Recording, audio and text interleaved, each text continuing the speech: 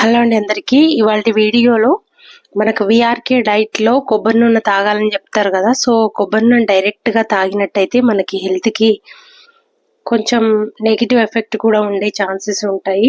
ఎందుకంటే ఆయిల్ డైరెక్ట్గా తీసుకున్నట్టయితే మనకి లంగ్స్లోకి వెళ్ళే ఛాన్స్ ఉంటుంది. సో అందుకని చెప్పి మనం ఏదైనా లిక్విడ్ తోటే ఈ కొబ్బరి నూనె అనేది తీసుకోవాలన్నమాట. సూప్స్తో కానీ లెమన్ జ్యూస్తో కానీ లేదంటే గ్రీన్ టీతో కానీ మనం తీసుకోవాలి. సో నేను ఇప్పుడైతే మీకు గ్రీన్ టీతో తీసుకునేది చూపిస్తున్నాను అనమాట. గ్రీన్ టీ మామూలుగా పౌచెస్ కాకుండా గ్రీన్ టీ లీవ్స్ అనేవి దొరుకుతాయి. సో అవి తీసుకొని ఈ విధంగా గ్రీన్ టీ ప్రిపేర్ చేసుకొని ఒక స్పూను 5 గ్రామ్స్ అనమాట. సో ఇలాగా మనం స్టార్ట్ చేసేటప్పుడు తక్కువ క్వాంటిటీలో కోకోనట్ ఆయిల్ అనేది కన్సంప్షన్ చేయాలి. సో డే వైజ్గా ఇంక్రీజ్ చేస్తూ వెళ్ళాలన్నమాట. ఇప్పుడు గ్రీన్ టీతో తీసుకున్నాం కదా, ఇప్పుడైతే లెమన్తో చూపిస్తున్నాను అనమాట.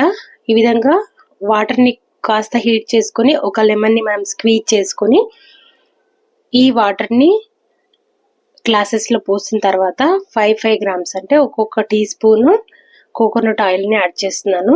మనం తీసుకునే కోకోనట్ ఆయిల్ అనేది కుర్డికాయలది కానీ ప్యూర్ కోకోనట్ ఆయిల్ కానీ తీసుకోవాలి బెస్ట్ రిజల్ట్స్ కోసం.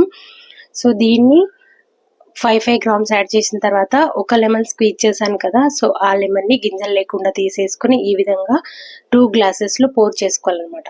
సో దీంతో మనకు 10 grams of coconut oil consumption అనేది కంప్లీట్ అవుతుంది.